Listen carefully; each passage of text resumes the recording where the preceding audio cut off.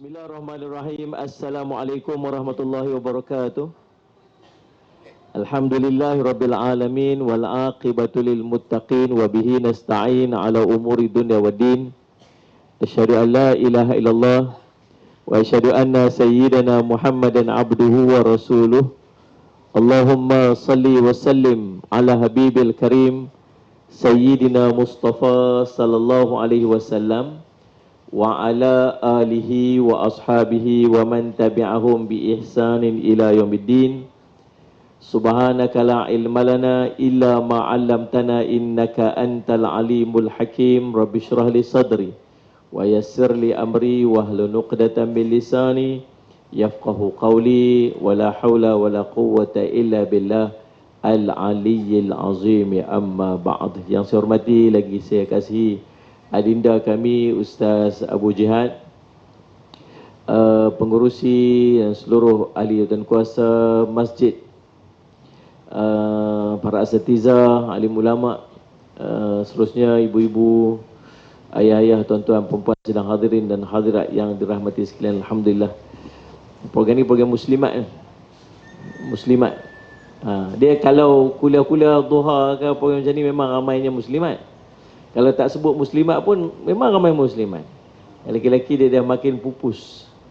Mana pun sama. Itu tanda-tanda akhir zaman. Alhamdulillah. Dan Saudara Muhammad yang saya hormati, Diana yang sama dengan kita pada pagi ini, insya-Allah. Mudah-mudahan pertemuan kita akan diberkati oleh Allah Subhanahu Wa Taala. Kita nak bincang tentang wanita dan media sosial. Antara fitnah yang dahsyat yang yang kita hadapi sekarang ni ialah media sosial lah. Sallallahu alaihi Muhammad. Kita nak buat baik, nak sebarkan kebaikan, mudah. Nabi sebut man dalla ala khair falahu mithlu ajri fa'ili. Siapa tunjuk satu benda kebaikan maka pahala baginya seperti mana dia melakukan. Tuan-tuan sebut satu benda je pagi ni, contoh. Sagi pakat-pakat buka Facebook ataupun Instagram ataupun TikTok atau apa saja media sosial yang tuan-tuan ada, perempuan ada, tuan-tuan tulis kat situ, jom kita selawat sama-sama. Tulis situ yang tu ya. Jom kita selawat sama-sama 10 kali pagi ni. Nabi sebut man salla alayya hinan yusbi 10 wa yumsi 10 adrakatu syafa'ati yaumul qiyamah. Siapa yang selawat padaku 10 kali pada waktu paginya dan 10 kali pada waktu petangnya, maka dia akan mendapat syafaatku nanti di yaumul qiyamah. Dia wajib dapat syafaat Nabi. Selawat pagi 10 kali, petang 10 kali. Tapi tak payahlah tulis hadis banyak-banyak macam tu. Tulis tu. Jom kita selawat pagi ni 10 kali. Contoh. Lepas tu kita post dekat dalam Facebook kita. Sehari ada orang dapat. Ada orang selawat. Daripada 5,000 friend kita kat dalam Facebook contoh. Berpuluh ribu orang yang dekat dalam Instagram kita ke, Telegram kita ke, apa gram lagi tu dah. Dapat daripada 5,000 orang tu 10% aja. Dah berapa orang daripada 5,000 10% berapa? Teruk nampak matematik gaya ni. 500 orang. 500 orang, setiap orang 500 tu yang berselawat, daripada kita ajak dia selawat, maka pahala kat kita sama sikit pun tak kurang. Kita belum tentu dapat lagi tak ikhlas. Tapi dia selawat, kita dapat solid sikit pun tak kurang. Faham tak ni? Semua tu sebab media sosial. Kalau nak buat baik mudah aja dapat. Ni tengok orang buat live hari ni. Tak berapa ribu orang tengok, sallallahu alaihi Muhammad. Berapa ribu orang tengok. Orang yang tu kawan, mana? Bukan kawan tu. Kawan tu. Yang duk pegang kamera tu. Masjid ni. Kawan yang tolong bayar kamera tu, kawan yang tolong bagi bil. Berapa ramai orang akan mendapat manfaat daripada media sosial atas benda kebaikan. Tapi ingat, buruk pun sama juga. Buruk pun sama juga. Tuan-tuan tunjuk satu benda buruk, orang ikut, orang tu buat. Maka Nabi sebut man da'a ila dhalalah kana lahu minal ithm. Siapa yang tunjuk satu benda kemaksiatan, benda kesesatan, maka dosa baginya seperti mana dosa dia melakukan dan tidak dikurangkan walaupun sedikit. Faham tak ni? Yang baik pun mudah dapat, yang buruk pun mudah dapat. Bahkan bukan sekadar itu, Dia menguji kita dengan apa tuan-tuan sekalian? Menguji kita dengan hilangnya pahala-pahala kebaikan yang kita buat pun dengan media sosial juga. Buat baik dah, nak ajak orang buat baik dah, betul dah, tapi akhirnya pahala hilang. Sebab apa? Sebab riak. Contoh saya nak tunjuk, contoh saya nak bagi. Saya mai dekat masjid Datuk Tuan Haji Kamarudin ni. Kemudian Ustaz Abu Jihad beritahu tu, Ustaz, dekat sebelah kampung kita ni, sebelah apa ni masjid ni, ada seorang tu, dia kematian suami dia. Lah ni dia tinggal sebatang kara, tak ada siapa-siapa. Contoh saya bagi ni. Jangan duk pergi cari pula, saya bagi contoh aja. Dia cari siapa pula lah orang tu. Dia kata ni tinggal dia seorang-seorang lah, tak ada siapa lah, dia dengan anak 2-3 orang apa semua sebagainya, dia pun tak kerja. Tengah susah sangat sekarang ni Ustaz. Ustaz, jom kita pergi tolong dia Ustaz. Saya pun malam tu saya pun ceramah. Saya kata, tuan-tuan yang duduk ada petang ni, pagi ni ceramah. Tuan-tuan, mari kita collection seorang sikit. Kalau kita collection seorang sikit, kita pergi bagi sedekah kat dia. Faham soal cerita dekat tu? Lepas tu kita pun collect dapatlah RM1,000 contoh. Saya pun pergi lah dekat dia. Sambil duduk pergi tu, ada kawan-kawan pula tolong pergi ambil gambar pula. Ada kawan pula tolong pergi ambil gambar. Ada pula yang buat live Facebook apa semua. Ni sumbangan yang Ustaz Jafri sampaikan kepada muslimat kita yang sedang diuji dengan kematian suami. Saya pun bagi tengok live hari tu 143,000 orang tengok. Contohlah. Like pula semua Allah sebab 25,000 orang like, contoh. Komen sampai 2,000 orang komen, contoh. Saya pun tengok, Masya Allah, saya sebab banyaknya, Masya Allah. Tadi ni ikhlas, sikit pun hati ni tak ada apa ni. Bersih ikhlas, pergi sekadar nak tolong orang tu. Tapi tengok like banyak, komen banyak, view banyak. Esok saya main pula dekat sini. Saya kata, ada tang mana pula orang susah Ustaz? Dia kata, orang kat sana ada orang susah lagi situ. Jom kita pergi pula minta, tuan-tuan mari kita buat collection seorang sikit. Saya pun pergi kat sana. Pergi kat sana. Saya pun tengok live. Berapa orang tengok hari ni? Semalam 125,000. Hari ni pasal apa? Tinggal 12,000 je. Ini pasal apa? Like tinggal 1,000 je. Pasal apa? Sikit saja. Tolong share sikit. Sama ada hari mula saya bagi itu dengan hari kedua tu? Hati saya sama ada hari pertama dengan hari kedua tu? Tak sama dah. Pasal apa? Itulah fitnah media sosial. Mengharapkan orang pandang, mengharapkan orang appreciate, mengharapkan orang puji. Kalau tak ada media sosial tu, saya mungkin keikhlasan saya jauh lebih hebat lagi daripada hari itu. Faham tak ni? Ini di antara contoh-contoh macam mana media sosial ni sangat memberi kesan dalam kehidupan kita, dalam ibadat kita, dalam urusan kita. Orang pergi haji, pergi umrah pun sama. Sambil live, sambil tawaf pun boleh buat live lagi. Dia ni. Sambil duk buat umrah pun boleh buat. Saya tak faham nak tunjuk kat siapa sebenarnya. Kita nak bagi tahu kat siapa apa yang kita sudah buat tu. Kita harap apa? Contoh. Ini baru mukadimah. Panjang lagi nak cerita. Kita dengar juga saya sebab perkongsian daripada Salih Muhammad Adinda kita ni, Salih Alaihi Muhammad, yang memang duduk dalam bidang ni dan sentiasa orang perhatikan. Setiap gerak geri dia orang menilai, betul kan? Macam kami orang tak kenal ni, orang taklah kisah sangat.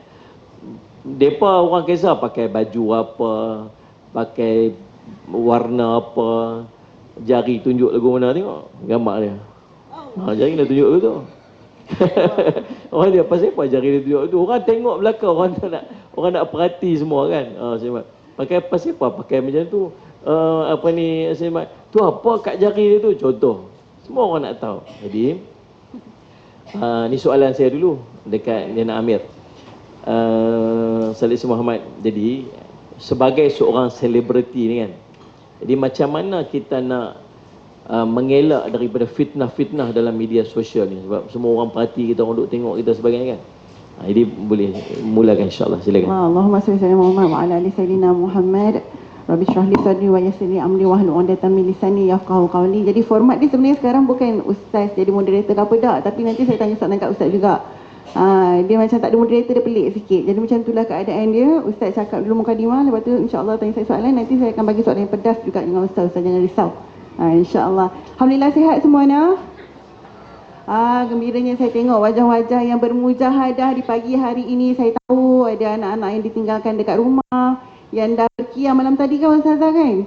Dah berkiam malam tadi, siapkan nak makan, lepas tu datang lagi semula. Alhamdulillah, hanya Allah sahaja yang mampu membalas, yang mengetahui segala penat lelah anda semua.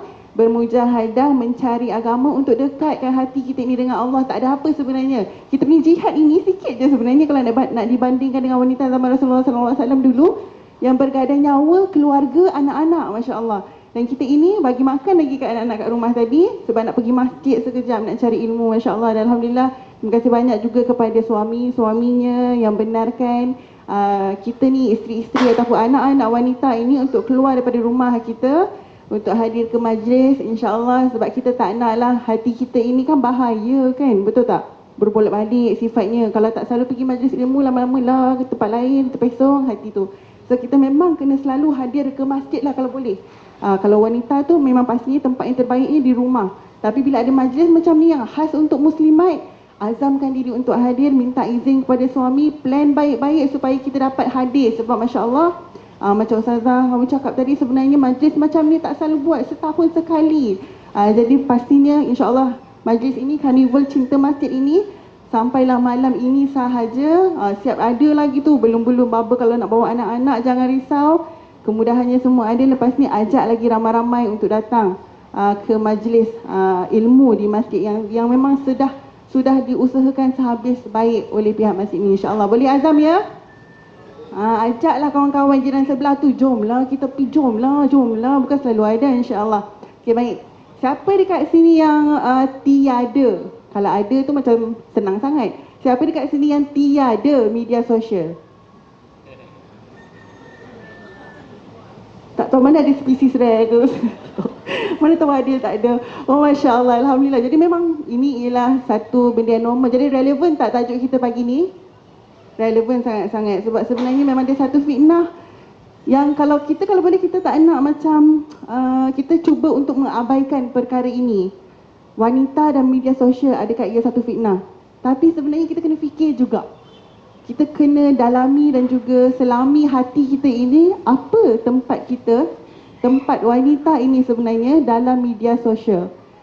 Sebab kalau bukan dalam media sosial pun, Nabi Muhammad SAW dalam sebuah hadis, mungkin Ustaz boleh hadis yang penuhnya macam mana, tapi ada dikatakan Nabi Muhammad SAW mengatakan bahawasanya aku tidak meninggalkan fitnah yang lebih besar lagi kepada lelaki melainkan wanita.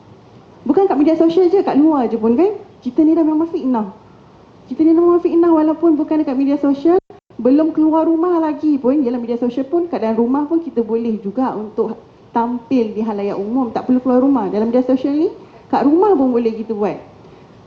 So, kita ini ialah fitnah. Kalau dulu kita cakap wanita itu bila keluar sahaja terus menjadi fitnah dan syaitan-syaitan pun akan datang. Tak perlu keluar rumah. Sekarang ni media sosial kat dalam rumah sahaja. Kita semua ni dah jadi fitnah dah sebenarnya. So, macam mana ya? Adakah kita perlu delete, unsubscribe semua media sosial kita yang kita ada? Adakah kita tidak boleh melihat? Tanya Ustaz lah. Okey, sebenarnya soalan ni saya dah tanyakan kepada diri saya banyak kali. Dan sebenarnya saya pernah ada niat untuk delete saya punya semua media sosial saya dan saya dah tak nak terlibat dah. Pernah saya rasa macam tu. Tapi lepas tu bila saya nyatakan sahaja kepada seseorang, dia akan cakap macam janganlah delete Diana, janganlah delete. Kita nak tahu lagi, kongsi lagi. Dia macam tu kan. So saya macam tak jadi confused. Nak delete ke tak nak delete? Okey, kalau kita delete ataupun tak delete, yang pentingnya lillahi ta'ala. Kita tak nak delete, kenapa? Kenapa kita nak kena ada media sosial, wanita ni? Okey, ada yang buat alasan sebab kita berniaga. Bila berniaga ni kita kena ada media sosial supaya orang tahu kita punya produk tu macam mana. Kita nak tunjukkan. Kalau tak ada media sosial, ini ialah satu medium pemasaran yang paling mudah sekali. Macam Ustaz cakap tadi tu, selawat kita tak payah cakap, Ustaz jom kita selawat, tak payah, tulis terus selawat. Okay. Allahumma salli ala sayyidina Muhammad. Orang tu tak nak selawat pun dah terbaca dah terus selawat ya Allah. So kita tulis je pun orang dah dapat baca selawat dah. So kalau kita buat, kalau kita berniaga tapi kita tak ada media sosial, kita dah kehilangan satu medium yang sangat berharga. Okey, itu satu. Tapi saya akan tanya soalan kepada Ustaz tentang benda tu. Dan yang keduanya, kita nak sampaikan ilmu agama.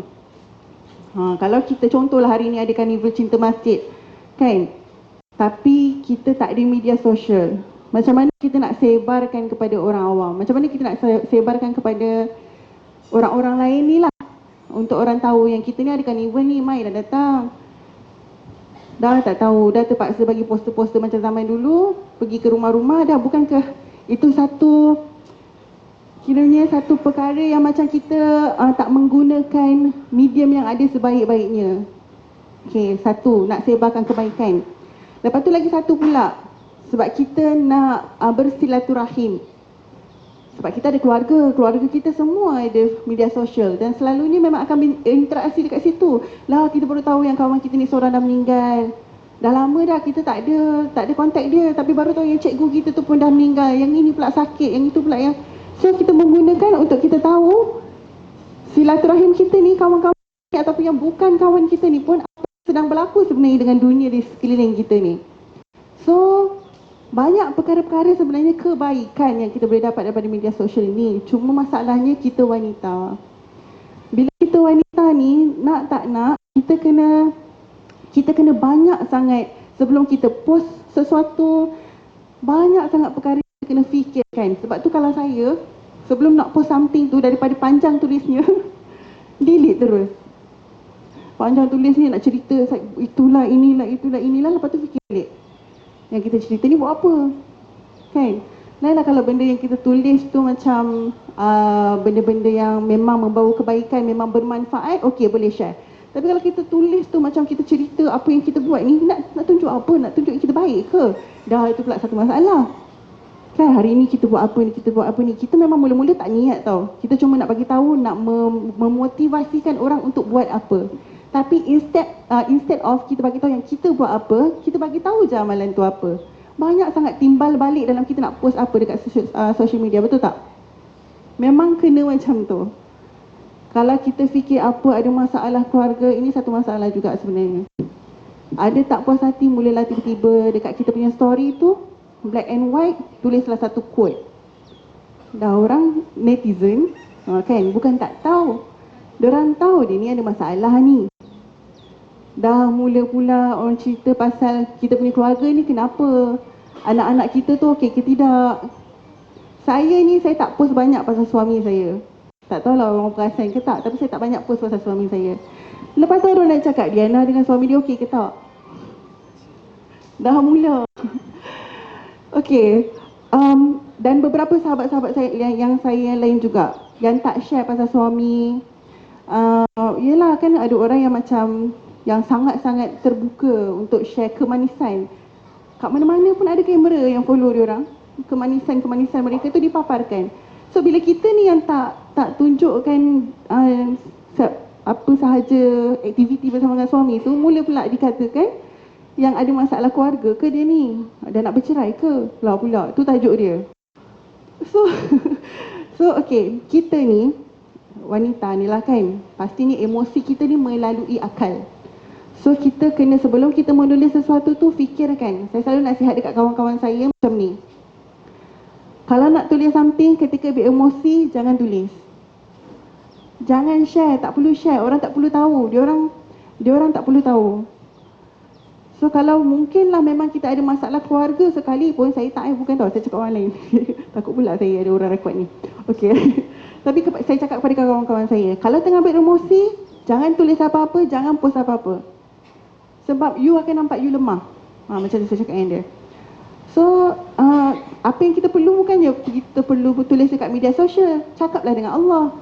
Ataupun kalau kita nak sok-sok orang untuk bercakap-cakap dengan kawan-kawan, tak perlu post dekat media sosial. Macam saya, kenapa saya tak post apa-apa sahaja tentang suami saya ke? Sebab kita tahu kan tentang penyakit ain kan. Penyakit ain ni bukanlah sebab orang tu dengki dekat kita, benci dekat kita, bukan itu saja. Orang yang tengok kita dengan perasaan suka pun boleh jadi ain kat kita. So saya cuba mengelakkan untuk berkongsi apa sahaja dengan suami saya, kecuali benda-benda yang macam suami saya dah nak pergi umrah, benda-benda macam tu adalah saya share sikit. Tapi kita tak perlu untuk share semua benda sebab kita cuba untuk mengelakkan ain. Tak tahu apa pandangan orang kat luar dekat media sosial ni, sesiapa sahaja boleh tengok kita. Dan ramai, na'udzubillahiminzalik, sahabat-sahabat saya wanita yang sekarang ini ada penyakit-penyakit yang tiba-tiba yang apa, lupus tu lupus lah, apalah, dan penyakit-penyakit yang masalah dengan diorang punya. So, dan kebanyakan ustazah akan nasihat, akan bagi tahu yang sebenarnya ini awak dah kena ain. Ramai sangat orang yang dulu-dulu yang kita tengok sahabat-sahabat kita ataupun selebriti kita yang dulunya sehat walafiat.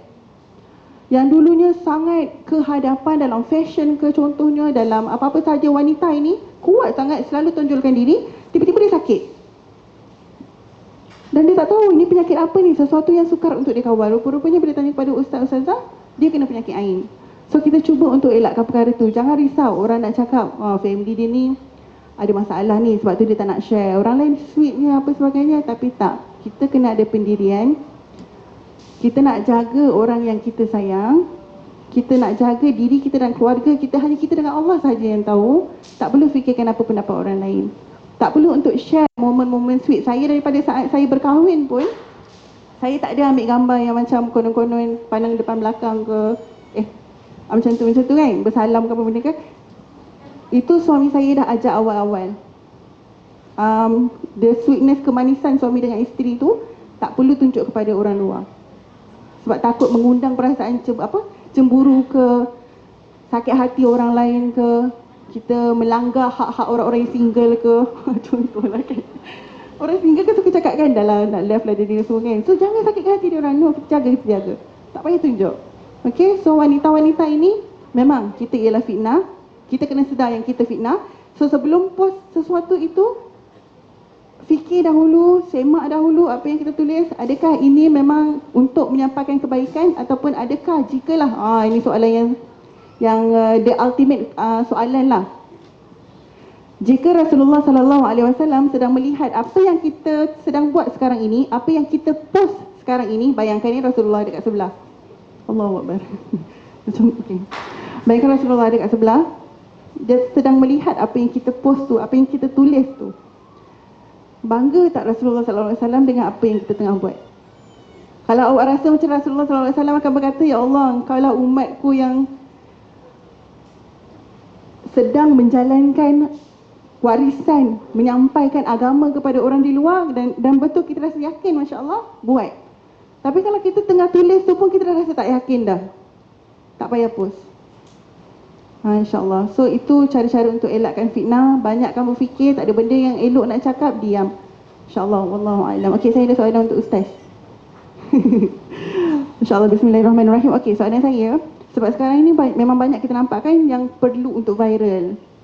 Perasan tak kalau nak viral ni, baru-baru ni yang saya tak tahu, di YouTuber ke apa, dia nak viral, so dia pergi letak yang kek tu kek dekat muka makcik tu. Okey, itu cara untuk viral. Dia kata macam tak kisah, yang penting dia ni untuk YouTube je, konten ni hanya untuk konten. So orang-orang yang berniaga pun sebenarnya Ustaz, banyak yang menggunakan media sosial ini untuk viral supaya dapatlah dijual kontennya itu. So sebagai macam seorang wanita yang subjeknya kadang-kadang ialah dirinya, contoh jual baju, jual makeup, jual apa dan sebagainya. So apa pandangan Ustaz tentang menggunakan media sosial ini sebagai medium perniagaan, tetapi subjeknya itu ialah wanita tersebut? Bismillah, Alhamdulillah. Terima kasih. Dah macam soalan SPM dah. Tuan-tuan, saya nak petik sikit tentang penyakit ain tadi yang sebut ni. Baru ni saya ada slot dalam TV Hijrah, saya cerita tentang alam ghaib ni. Setiap hari Selasa berselang-seli lah. Baru-baru ni pun bincang tentang penyakit ain ni. Banyak orang salah faham penyakit ain ni berpunca bila kita tonjolkan diri kita. Sebenarnya sebab itulah ada di kalangan kita ni macam tak mau tunjuk muka anak, tak mau tunjuk sampai bungkus-bungkus anak dia, sebagainya, nampak kaki je kan. Orang bergeram macam nak gigit-gigit kaki budak tu. Sebenarnya bukan itu. Bukan tunjuk muka tu menyebabkan penyakit ain. Penyakit ain ni terhasil daripada ketakjuban. Takjub.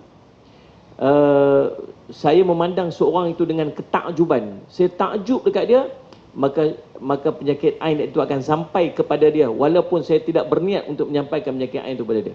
Dia bukan hasil daripada bukan semata-mata hasil daripada hasad dengki. Bahkan penyakit ain boleh terhasil daripada ketakjuban seorang ibu kepada anak dia sendiri. Dia takjub pada anak dia, cantiknya anak aku, comelnya muka anak aku, merah pipinya apa. Dia suka cerita, dia takjub kepada anak dia tu, sehingga anak dia terkena penyakit ain bukan daripada orang lain, tapi daripada dia sendiri kepada anak dia. Kepada seorang suami kepada seorang isteri, daripada anak, daripada ibu kepada anak. Bahkan penyakit ain boleh berlaku daripada dia sendiri. Dia takjub pada diri dia sendiri. Dia takjub dia tengok muka dia, tak ada orang lagi. Dia kata, kakak dia walaupun umur dah umur dah 56 tahun pun tapi duk cantik lagi lah. Dia tengok, dia takjub diri dia sendiri. Pun boleh menjadi penyebab kepada penyakit ain. Dia terhasil daripada ketakjuban. Itu bukan maksudnya ada orang duk tutup muka tu sebagainya tu, bukan macam tu. Itu salah faham orang tentang penyakit ain tu semata-mata atas orang dengki tadi. Baik, Allahumma salli ala sayyidina Muhammad. Tapi itu bukan nak menghalalkan dia perlu tunjuk muka merata-rata pula kan. Tengoklah muka saya macam tu. Tuan-tuan, Allahumma salli Muhammad, tak salah nak berniaga. Sebelum tu, macam mana nak elakkan penyakit ain tu? Dia ada zikir. Antaranya ialah bila kita post saja gambar tu, nak post gambar ke nak apa, yang pertama sekali ialah kita jangan takjub. Kecantikan ni semua nikmat Allah bagi. Allah bagi, Allah boleh tarik balik. Yang pertama. Yang keduanya, kita tak mampu untuk halang orang daripada rasa sesuatu bila dia tengok muka kita. Tuan-tuan tahu tak, sallallahu alaihi Muhammad, kecantikan ni subjektif. Dia cantik ni sangat subjektif. Dia lain orang lain dia punya pandangan cantiknya pada orang tu. Betul tak ni?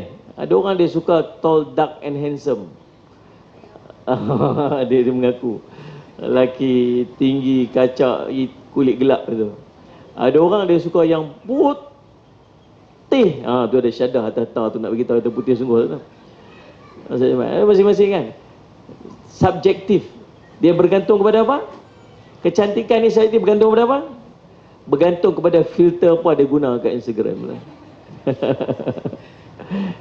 Jadi subhanallah sebab kita lah sebenarnya bukan cantik mana pun, tapi letak filter tu mau tengok, woi lawa lah semua. Cuba tengok real-real kat depan, Allah tak terang mana pun kan. Kita tak mampu untuk menghalang orang menilai pandangan dia terhadap kita. Masing-masing ada pandangan masing-masing.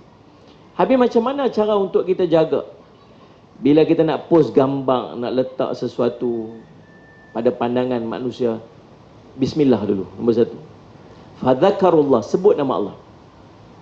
Sebab bila kita sebut nama Allah, dia akan menghalang daripada kejahatan-kejahatan syaitan. Yang kedua, baca a'udzu bikalimatillahi tammati min syarri ma khalaq. Tu doa dia. A'udzu bika. Tapi saya nak tanya betul-betul lah, post gambar dekat Instagram tu baca bismillah. Tambah nak baca a'udzu bikalimatillahi tammati min syarri ma khalaq. Takutlah ain lah, takutlah sagi orang buat tu lah, takut sagi orang hantar macam-macam lah. Tapi waktu post tu apa, cantik tak cantik ni, ni nak letak apa ni, nak filter lagi, cerah gelap, post tengok macam tak ngam je, delete post balik pula kemudian tu. Punyalah nak bagi cantik apa kita post, tuan-tuan terlupa nak baca bismillah. A'udzu bikalimatillahi tammati min syarri ma khalaq. A'udzu bikalimatillahi tammati, baca 3 kali. Ni untuk menjauhkan daripada Sayyidina Muhammad yang disebut sebagai musibah yang tersembunyi yang kita tak tahu.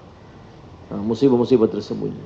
Sayyidina Muhammad. Selain daripada itu, lazimkan kita untuk baca bismillahilladzi la yadurru ma'asmi syai'un fil ardi wala fis sama'i wa sami'ul alim 3 kali pagi dan 3 kali petang. Itu untuk insurance cover sepanjang hari tu. So kita nak elakkan daripada musibah-musibah yang berlaku in between sepanjang hari tersebut. Boleh lah? Itu saya cuma pasal ain tadi ni.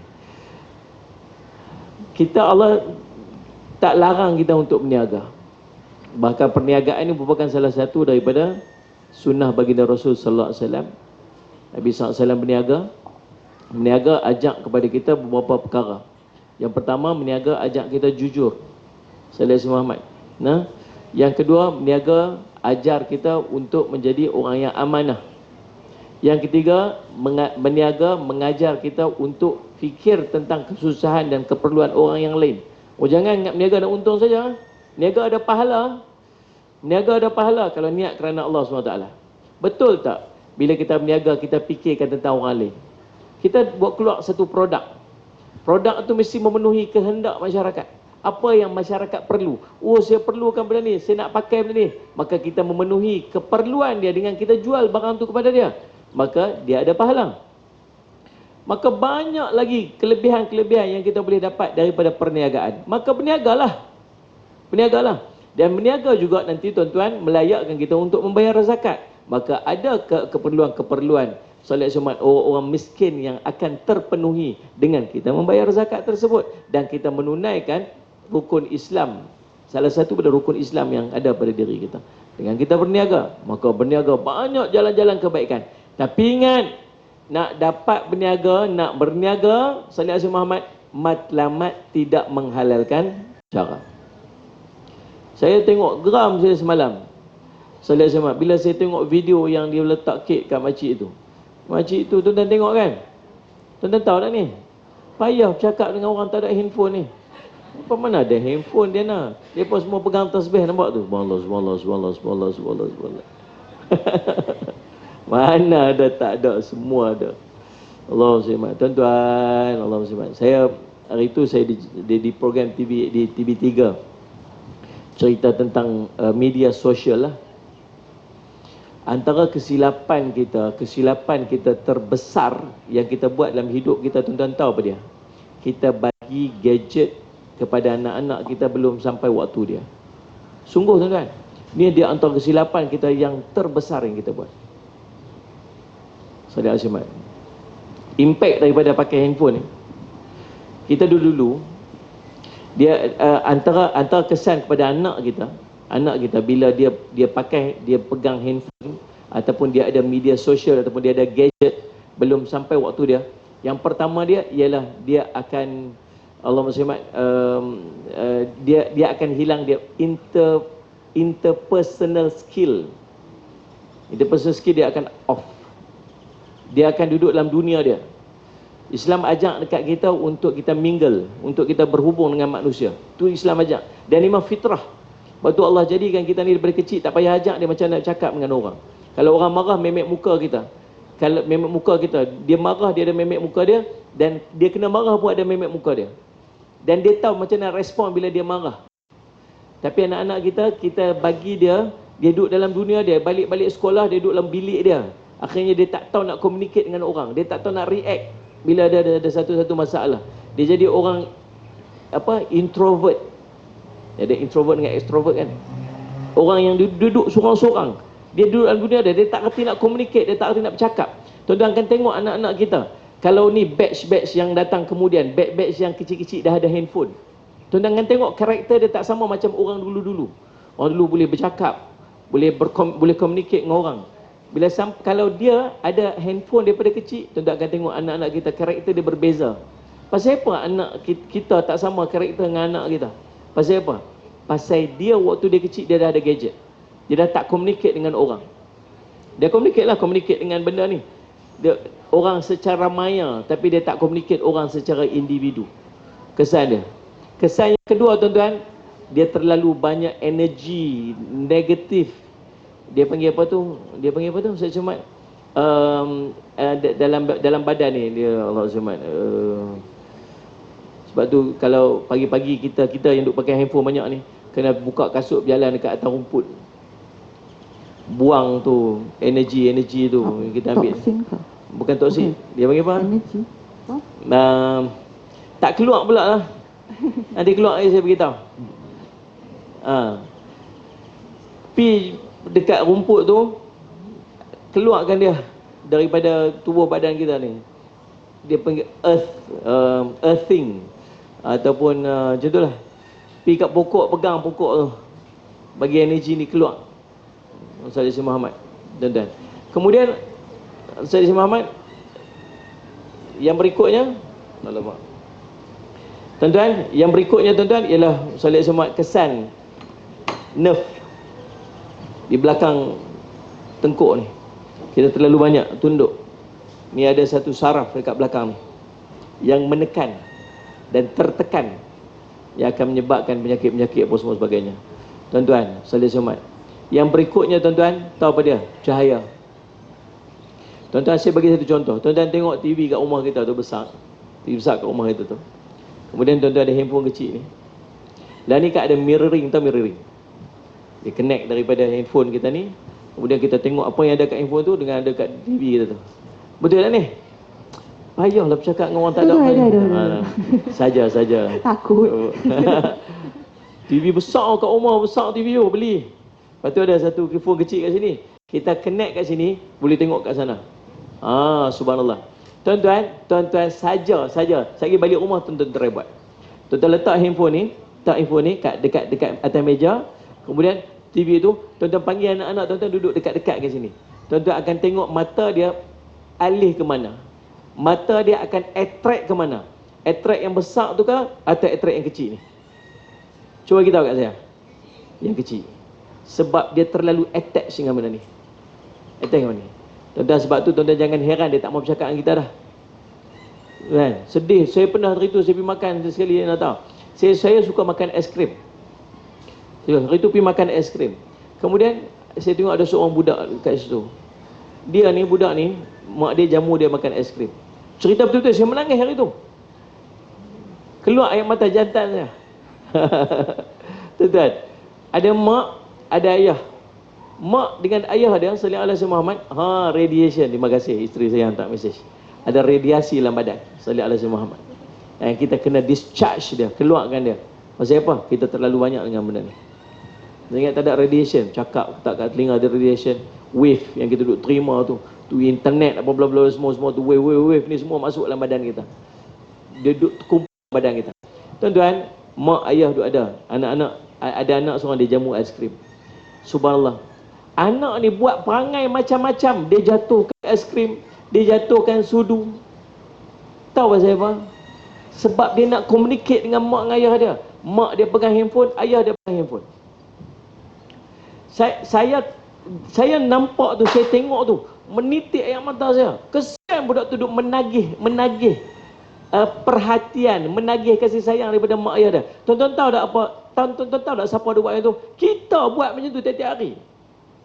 Anak kita balik, mak, kita ni. Anak kita panggil kita 3 kali, 4 kali, kita tak heran. Kita ada tengah duduk bercakap sesuatu, kita marah anak kita, satna. Tuan-tuan, sallallahu alaihi Muhammad, dia sedang membesar dan dia lost, dia kehilangan perhatian daripada kita. Tuan-tuan, kita buat macam tu kat dia. Dia ada handphone, dia buat yang sama kat kita. Dulu-dulu kita pergi makan, anak kita dia panggil apa? Buat perangai. Anak kita buat perangai dalam bahasa ni apa? Tantrum apa? Yang itulah, saya pun tak tahulah apa macam-macam bahasa yang baru keluar. Tuan-tuan, kita pergi makan, anak kita jatuhkan apa ni, tumpahkan cawan, betul tak? Tumpahkan air. Cuma makan makanan bersepah. Sekali dia buat perangai, dia nak benda apa-apa. Sekali dia nak tu, dia tengok meja sebelah ada budak duk main apa ni, kereta. Dia pun nak benda tu. Tuan-tuan, orang sekarang ni anak-anak macam tu tak? Tak, pasal apa? Kita nak makan dengan selesa, kita bagi apa kat dia? Kita bagi handphone. Padahal tuan-tuan tahu tak, waktu tu merengek budak itu nature untuk budak. Betul tak ni? Tantrum budak itu adalah nature dia. Dia menangis, itu nature dia. Dia sedang memproses, dia sedang membesar, dia nak connect. Dia nak respons daripada orang, dia nak respon daripada mak dia, dia respon daripada ayah dia. Dulu waktu saya kecil-kecil, kalau saya menangis macam tu, ayah saya ambil, pegang tangan saya, bawa keluar, pergi dekat luar. Tengok ni, mak makan sat, dia bawa kita berjalan-jalan, pusing-pusing kat situ. Kita seronok, kita happy, kita masuk balik ke rumah. Lah ni tuan-tuan sekalian, hubungan tu tak ada dah. Tengok, mak ayah nak selesa makan, dia biar anak dengan handphone, anak dia attach dengan yang tu. Satu hari anak kita ignore kita jangan marah kat dia. Macam muhasabah yang nampak semua. Tuan-tuan tahu tak apa kesan dia lah ni? Tu tak jawab soalan lagi dia nak. Tak jawab soalan ni pasal geram.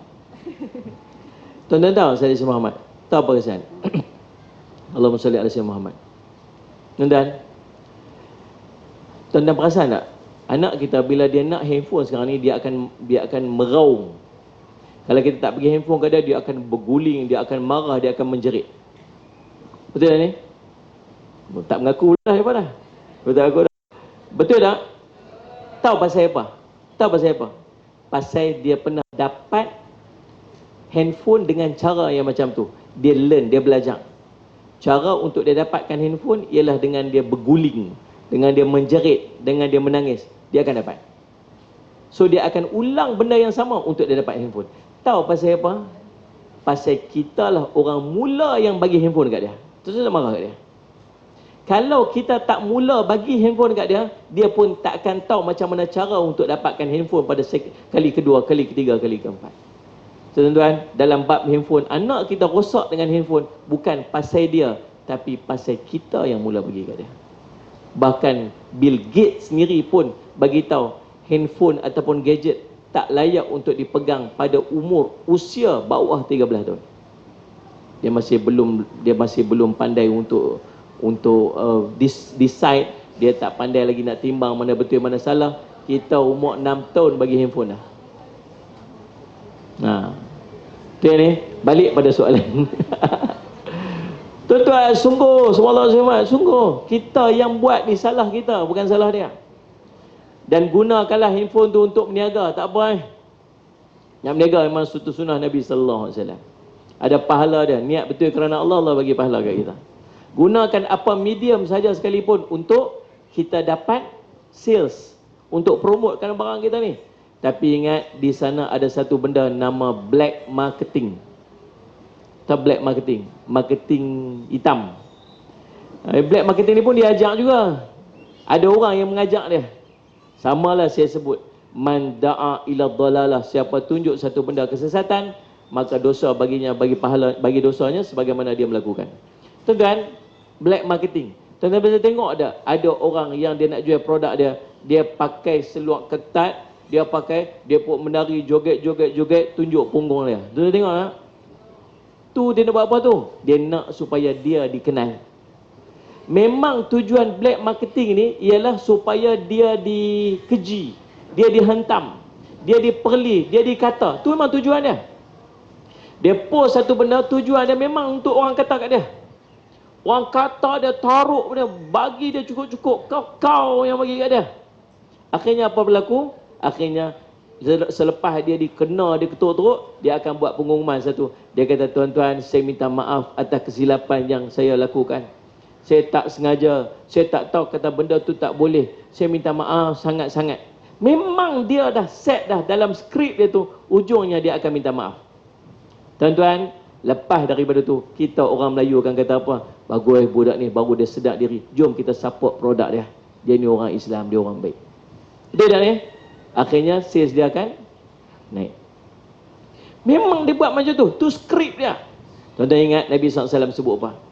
Seluruh dosa kamu akan diampunkan oleh Allah, kecuali al-mujahirin, orang-orang yang menzahirkan kemaksiatan dia.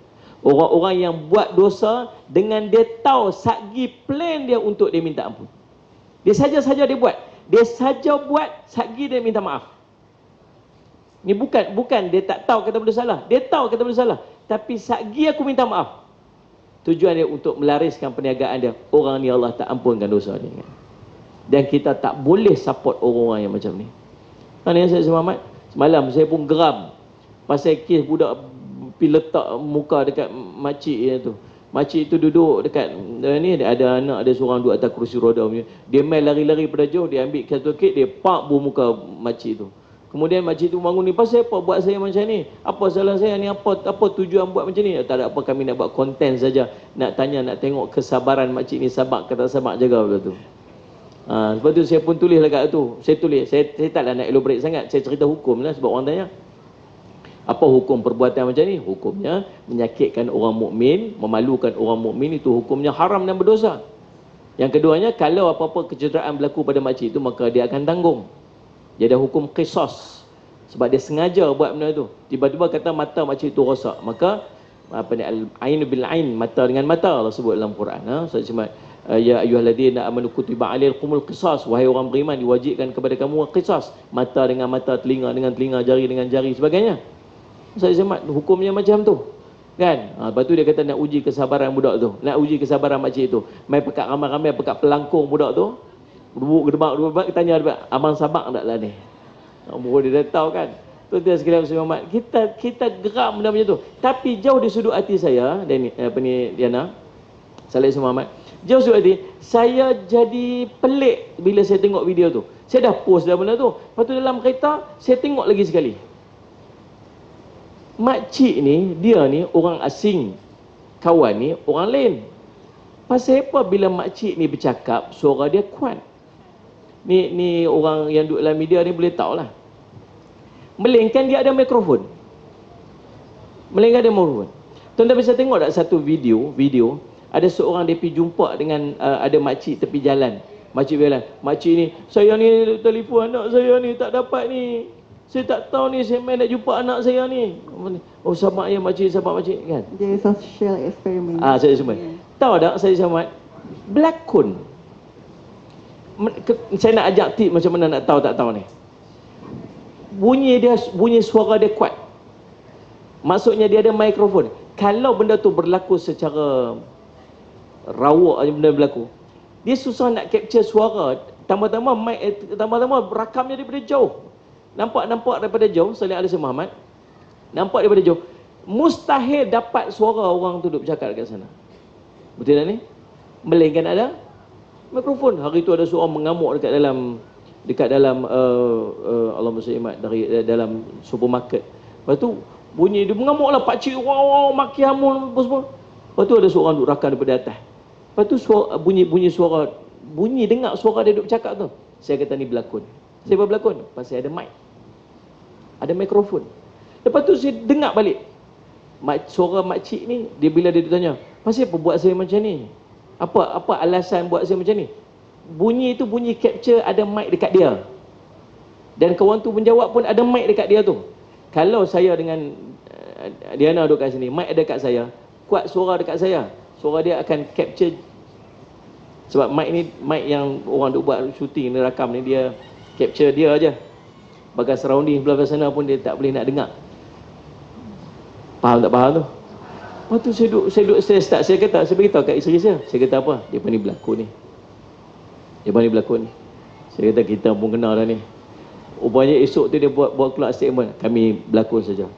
Aku macam nak uji kesabaran daripada dua orang pula. Geram kita. Depa bodoh kita satu Malaysia. Tapi saya nak tanya, kenal tak daripada orang lain ni? Kenal dah lah. Itulah tujuannya. Kita dah kenal lah dia. Lepas ni kita tahulah dia jual produk apa. Lepas ni kita ikutlah dia punya Facebook dia. Tuan-tuan mungkin tak ikut, tapi akan ada orang ikut. Akan ada follower dia yang akan bertambah. Tuan-tuan, bukan semua orang akan mengeji. Akan ada orang memuji. Tuan-tuan saya selamat. Maka tuan-tuan, perkara ini perkara yang sangat dilarang dalam syarak. Mudah-mudahan terjawab. Wallahu a'lam. Soalan dia pula. Dah serah balik kat moderator. Aduh, boleh ke saya tanya soalan seterusnya terus? Boleh ke Ustaz? Kena ni gila-gila lah. Saya pula tanya soalan okay. Jadi soalan saya pula. Kami dah Ustaz Abu Jihad nak tanya apa dekat depan ni, so saya hantar lah. Salih Alaihi Muhammad. Ramai di kalangan kita ni nak jadi orang terkenal lah. Dan ini bukan tunggu jadi Said Somad. Kalau dulu susah nak jadi pelakon lah, nak jadi artis lah, sekarang ni tak payah jadi pelakon kat TV. Diana lah ni dah follower ramai dekat Instagram. Dia panggil apa? Insta famous, influencer. Bahkan lah ni semua Allah nak tanya soalan agama pun tak tanya ke ustaz lah ni. Ya, betul. Influencer boleh belakang.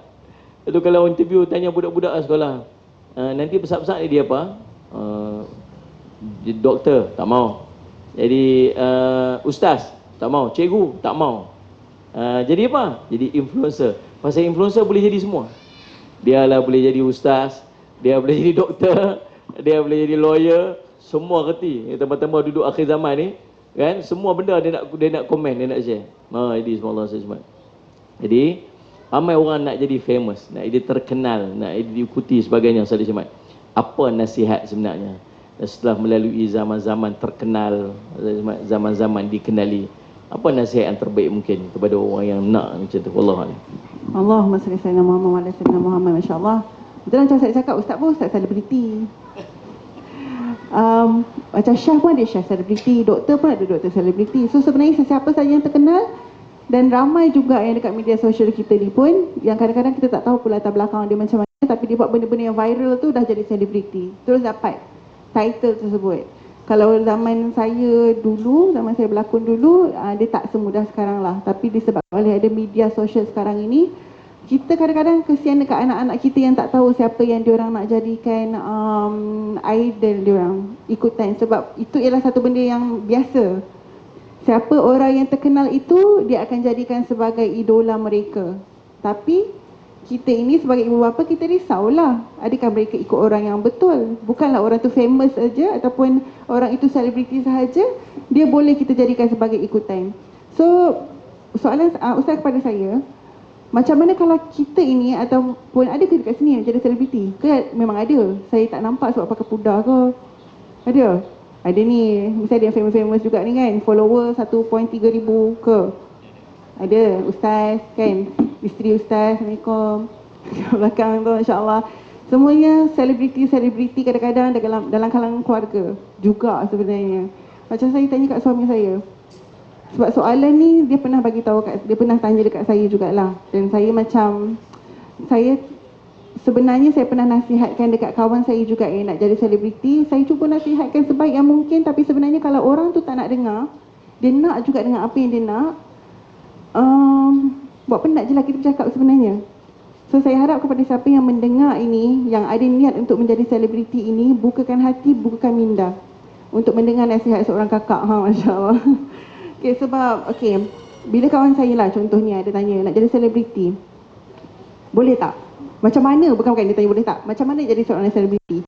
Dan saya mengetahui alam seorang pelakon macam mana, seorang penyanyi, saya tak menyanyi lah, tapi saya tahulah dunianya macam mana, seorang pengacara macam mana. Of course saya akan mengatakan tak payah. Saya akan cakap, tak payahlah, kenapa nak jadi selebriti kan? Lepas tu dia cakap lah sebab dia minat dan sebagainya. Lepas tu, kalau kita minat, contoh, kita minat memasak, adakah kita perlu untuk menjadi seorang chef? Kalau kita minat main bowling, adakah kita patut untuk menjadi pemain profesional bowling? Kalau kita minat main bola, kita perlu menjadi pemain bola profesional ke? Kalau kita minat berlakon, adakah kita perlu jadi pelakon? Kita minat menyanyi, suka suara sedap, perlu jadi penyanyi? Kalau kita suka apa-apa sahajalah, minat-minat kita kan, suka berenang, kita perlu masuk Olimpik ke? Macam tu. Kan orang kata, be the best of yourself in whatever you do. So diri kita ni kita suka apa? So jadikan itu sebagai bidang kita. Tak sebenarnya. Bukan, tak semestinya. Minat kita itu, boleh dijadikan hobi. Tapi tak semestinya apa yang kita minat, apa passion kita itu, yang terbaik untuk diri kita. Allah lebih tahu apa yang terbaik, lagi-lagi untuk wanita ni kan. Banyaknya lah kita kena jaga fitnah ni. Semuanya kerana Allah tahu, lebih tahu, maha mengetahui lagi apa yang terbaik untuk wanita. So kalau nak jadi selebriti ni, wanita ini kan macam tadi dah cakap, wanita ini ialah satu fitnah, wanita itu sendiri fitnah. So kalau kita nak jadi selebriti, contohnya sebab kita minat lah untuk menjadi pengacara. Pengacara ni bidang dia macam elok sikit, saya punya pengalaman. Kalau pelakon tu memang daripada awal saya cakap tak payah. Sebab pelakon mungkin lah nak berlakon di TV Al-Hijrah sahaja contohnya kan. Tapi kalau nak jadikan sebagai satu mata pencarian kita, berlakon di TV Al-Hijrah sahaja, banyak ke TV-TV lain dekat Malaysia ni yang mengambil wanita-wanita yang berhijab, yang betul-betul menjaga syariat? Tak. Saya cakap terus terang, tak. Sebab sekarang ni dah masuk pula era yang baru. Diorang nak masukkan sikit, saya minta maaf cakap, elemen-elemen soft point. Perasan tak sekarang ni dah makin berani? Sebab diorang dah buat research dah awal-awal sebenarnya. Benda tu yang menarik minat penonton untuk melihat. So diorang dah buat dan dah diluluskan, dah syuting drama-drama yang kita tengok, selalu tengok yang dekat channel-channel biasa tu. Tapi sebenarnya ada elemen-elemen tersebut. Sebab itulah penarik dia sebenarnya. Kita marah, orang Islam marah. Kenapa ada benda-benda macam ni? Tapi tengok, bila ada demand, diorang supply lah. Sebab yang berada di atas itu, yang bos-bos semua ni pun bukannya semuanya orang Islam. So diorang fikirkan itu sebagai satu perniagaan, bisnes. Tak kira hal haram, kita sibuk lah benda ni haram, benda ni haram. Diorang, haram? Haram tu apa? Macam tu bukannya masalah diorang. Diorang cuma nak tengok rating naik. So kalau kita lah nak menjadi player dalam bidang selebriti itu, dalam bidang pelakon itu, tak payah. Dia tak menjaga hak kita sebagai seorang wanita Islam. Saya cakap terus terang. Melainkan kalau anda berlakon hanya untuk TVI Hijrah, insyaAllah. Macam tu kan. Ataupun Isra Oasis, tak tahu lagi lah. Ataupun Nurflix, ataupun yang agama-agama ni lah. Okey, itu satu. Kalau penyanyi, penyanyi ni ada khilaf lah Ustaz. Suara wanita ni, itu saya akan cakap kemudian. Kemudian kalau pengacara ni saya rasa bidang dia lebih selamat. Sebab pengacara ni pun ada pengacara juga. Ada pengacara yang jenis-jenis hiburan, yang tanya soalan-soalan pedas, yang tanya membuka aib orang, tanya hal keluarga orang yang tak perlu tahu. Yang itu tak payahlah. Terang-terang kita sendiri umat Islam tahu, itu tak boleh. Tapi ada orang yang macam sahabat-sahabat saya kan, yang macam dia dah pun menjadi seorang pengacara dalam bidang hiburan, dan diorang sangat menyesal. Dan Alhamdulillah ramai yang dah tinggalkan bidang tersebut. Jadi diorang pun dah tinggalkan, kenapa kita nak masuk pula? Diorang pun dah faham dah, ya Allah, yang aku buka aib orang. Kita yang tanya soalan dekat orang, oh betul ke yang ini suami jadi macam ni, semua. Sedangkan aib tu tak perlu dibuka. Tapi sebabkan tanggungjawab perlu untuk bertanya, ya Allah, kesian kawan-kawan saya ni. Diorang rasa macam tersekat lah, stuck. Ini ialah kerja diorang. Dia tak nak tanya soalan ni, tapi kena tanya. So siapa yang belum jadi lagi pengacara, tak payah jadi pengacara bidang tu. Jangan nak menyeksa diri sebagai seorang Islam. Tapi kalau lagi satu bidang, mengacara, bidang-bidang macam yang rancangan-rancangan ilmiah, itu bagus. Itu kalau saya suka. Sebab kita berjumpa pula dengan orang-orang yang macam sangat memotivasikan diri kita, kan, berjumpa dengan orang-orang baru, pergi ke tempat-tempat yang elok, insya-Allah. Tapi sebagai wanita, itu nanti kita akan bicara lebih lanjut pula. Okey? Tapi kalau siapa nak jadi selebriti tu, mungkin kalau nak juga buat bidang pengacaraan tu, insya-Allah okey lagi. Tapi banyak lagi dia punya line-line itu yang takut direntas. Okey, dan apa-apa sahajalah sebenarnya menjadi seorang selebriti yang berpengaruh ini, dengan pengaruh itu ada tanggungjawabnya. Itu yang kita bahaya. Kalau anda terkenal, takut ditanya nanti apa yang digunakan dengan pengaruh yang anda ada itu. Kan, kita ada pengaruh ni, orang kenal kita. Orang nak dengar cakap kita. Orang nak follow kita. Adakah orang follow kita dengan buat benda-benda yang tak baik? Ataupun adakah orang follow kita dengan buat benda-benda kebaikan? Semua orang ni kat sini semua ada pengaruh sebenarnya. Berapa orang follower dekat Instagram? Berapa orang? Tak ada Instagram? Facebook? Ada Facebook. Adalah seorang dua, pengaruh juga tu. Tak ada Facebook. Ada apa? Anak tak bagi. Alhamdulillah. Anak tak bagi tu ada sebab. Kena check balik kenapa tak bagi. Takut nanti kan mak tahu pula dia tengah buat apa sekarang ni. Anak-anak ni licik ni, kena check kenapa anak tak bagi kita buka Facebook, ke Instagram ke. Betul tu. Dia tak bagi kita tahu dia pergi mana. Dia buat apa kan. Dia bukan risau kat mak dia risau kat dia. Sebenarnya. Lepas tu kan dia lagi dia mak tak masak lah dia. Nak makan nasi goreng pun tak boleh. Dia mak dia sibuk dengan Facebook pula. Masya-Allah.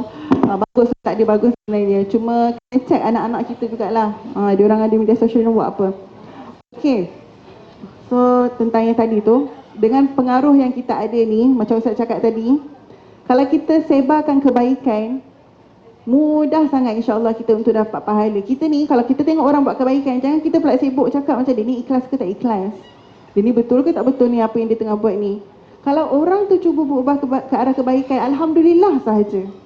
Tak perlu kita nak cuba mencari apa kesalahan dia, tak perlu. Bila tempat orang buat nak berhijrah, doakan dia, terus doakan dia insya-Allah. Jangan cuba dia ni tak lama ni. Aku tengok dia ni kan macam tak perlu macam tu, masya-Allah, tak perlu. Sebab ikhlas ini kita tak akan dapat tahu. Malaikat pun tak tahu orang tu ikhlas ke tidak. So kita ni siapa pula nak tahu orang tu ikhlas ke tidak? Allah saja yang tahu orang tu ikhlas ke tidak. So nampak orang buat kebaikan, sokong. Ni ada soalan nanti tentang macam mana nak tegur orang yang buat benda-benda yang tak elok ni pula kan. Okay, itu mungkinlah ada part-part yang kita boleh tegur. Tapi kalau kita nampak orang tengah buat benda-benda kebaikan, jangan pula kita komen kat situ benda-benda yang menjatuhkan diorang punya semangat untuk terus buat kebaikan. Okay, insyaAllah. So, macam ni, dia banyak sangat cabang sebenarnya. Mungkin saya nak share juga satu kisah ni tentang Hubabah Ummu Salim. Hubabah Ummu Salim ni isteri kepada Habib Umar. So, kalau kita tengok sebenarnya Hubabah daripada Tarim ni, kalau kita nak bandingkan dengan diri kita, jauh beza tau. Sebab mereka ni bukan sahaja rupa tak nampak, bentuk badan tak nampak, suara pun tak dengar. Masya Allah. Sehingga kan kalau dekat Tarim ni, kalau nak tahu yang ada wanita yang datang contoh kat kedai, dia ketuk pintu je, tapi suara tak ada. Dia ketuk, oh ada wanita yang datang nak beli something. So berapa terjaganya. Tapi kenapa, contohnya bila Hubabah ini semua datang ke Malaysia, ramainya Masya Allah orang yang datang nak dengar apa yang disampaikan. Adakah dia menonjolkan diri dia, ada sentiasa macam memberikan menonjolkan diri dia, memberikan kata-kata nasihat ke, masuk TV selalu ke? Tak. Dia terkenal kerana ilmu dia yang sangat tinggi. InsyaAllah kita tak tahulah, tapi macam bagi kita semua ni rasa macam seorang waliullah lah. Orang yang sangat luar biasa, yang ilmu dia tu kadang-kadang kita rasa macam kita berada bersama dengan dia tu pun rasa macam, yelah of course dalam taman syurga, tapi kita rasa nak bersama dengan dia, ikut apa yang dia buat. Sebab kita tahu orang yang ilmu dengan beramal dengan orang yang hanya beramal sahaja lain kan aura dia. So bila Hubabah daripada Tarim ni datang, saya lah sendiri tanya kepada diri saya sendiri, adakah kita perlu untuk sentiasa berada di hadapan, kalau di hadapan wanita saja saya tak ada masalah sebenarnya, tapi di hadapan lelaki contohnya, supaya orang merasa yang saya masih relevan, supaya saya masih dapat menyampaikan sesuatu kebaikan. Cuba bandingkan dengan Hubabah Ummu Salim dan Hubabah daripada Tarim. Tak menonjolkan diri, orang tak tahu muka dia macam mana, lelaki langsung tak boleh tengok. Ya Allah, kalau dekat Tarim tu kasut lelaki dengan wanita diasingkan supaya dia kasut pun tak nampak kasut dia macam mana. Kalau telefon tu tengah dalam majlis kan, ada orang angkat phone, letak phone sekarang. Tak boleh angkat phone sebab takut suami yang dekat dalam ataupun lelaki yang dekat dalam phone tu minta maaf sebab tengah phone kan. Bukan tak ada kena dengan akak. Tapi contohnya, tengah pegang phone, tak boleh angkat phone sebab dia tak nak lelaki tersebut ataupun sesiapa sahajalah yang bukan mahram tu dengar suara dia. Masya Allah, saya dengar macam sebab tu saya baru-baru ni buat keputusan yang saya tak nak keluar TV lagi. Itu saya slowly lah step by step saya. So macam tak nak keluar TV lagi, kalau boleh nak majlis ataupun nak bersama dengan muslimah sahaja. So supaya kita nak kurangkan fitnah yang ada pada kita ni, insyaAllah. So kita ni pun yang saya rasa pasti kita semua ada pengaruh kita masing-masing. Gunakan, sebab akan disoal apa yang kita gunakan dengan pengaruh itu kita nanti. So gunakan sehabis baik, sebarkan kebaikan, jangan sebarkan benda-benda yang membawa perpecahan, tak perlu. Sebab sekarang ni dunia memang sangat-sangat bermasalah kan, banyak sangat masalah dengan dunia kita sekarang ini. So kita lebih sebarkan apakah Islam yang sebenarnya, insyaAllah. So saya nak membawa kepada soalan yang seterusnya lah Ustaz kan. Sebab kita nampak media sosial sekarang ni, alhamdulillah ramai sangat yang risau tentang saudara-saudara mereka, sampai kalau orang buat salah dia terus macam kecam lah contohnya. Dia terus tegur sebab ni ialah satu tanggungjawab sebagai seorang Islam, kena tegur. Tapi bagaimana cara nak menegur ni sebenarnya Ustaz? Sebab kadang-kadang orang kata kena DM dulu. Lepas tu kadang-kadang orang kata orang tu yang macam buat salah depan-depan, kita kena tegur depan-depan lah. So kita macam confused. Adakah kita boleh untuk menegur seseorang itu depan-depan dan mengaibkan dia ke contoh lah sebagainya, ataupun kita hanya boleh diam saja dan doakan saja? So apa cara yang terbaik, insyaAllah Ustaz? Baik. Terima kasih Puan moderator merangkap ahli panel, merangkap ceramah, merangkap semualah. Okey lagi kan ni? Okey macam tak okey punya. Baru pukul 11. Lagi ada daripada jamu makan kau Ustaz? Tak ada. Betul lah. Nak kena balik masak pula. Ni gerai dah ni, semua sagi masjid belanja makan kat kedai-kedai tu bayar sendiri. Bayar sendiri. Allahumma salli ala Muhammad. Nabi SAW sebut sebuah hadis yang sahih, ad-dinu nasihah. Qulna liman? Qala lillah wa li kitabihi wa li rasulihi wa li immatil muslimin wa ammatihim. Agama itu nasihat. Agama itu adalah nasihat. Kepada siapa?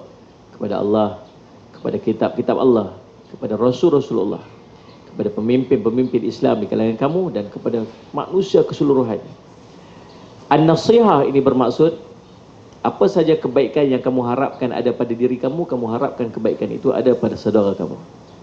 Apa benda baik yang kita harap ada dekat kita harap benda baik itu ada juga pada saudara Islam itu. Nabi SAW sebut, Allah sebut dalam ayat yang lain, surah Ali Imran. Wal takum minkum ummatun yad'una ilal khair wa ya'muruna bil ma'ruf wa yanhauna 'anil munkar wa ulaika humul muflihun. Hendaklah ada sekelompok dari kalangan kamu mengajak kepada al-khair, yakni Islam, kata ulama mufassirin.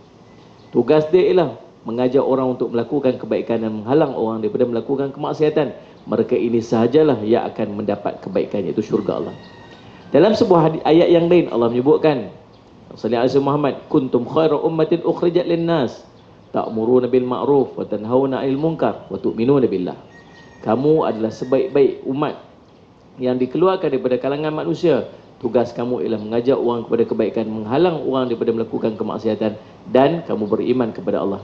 Ini sebahagian cebisan daripada banyaknya ayat-ayat Al-Quran dan hadis-hadis Nabi SAW yang memberi tugasan kepada kita untuk antaranya melaksanakan, melarang orang daripada melakukan kemaksiatan. Nabi sebut dalam sebuah hadis yang lain, Allahumma salli ala Muhammad, Allahumma salli ala Muhammad. Nabi bersabda, la yu'minu ahadukum hatta yuhibba li akhihi ma yuhibbu li nafsihi. Tak sempurna iman seorang dari kamu sehingga kamu mengasihi, dia mengasihi saudara dia sebagaimana dia kasih diri dia sendiri.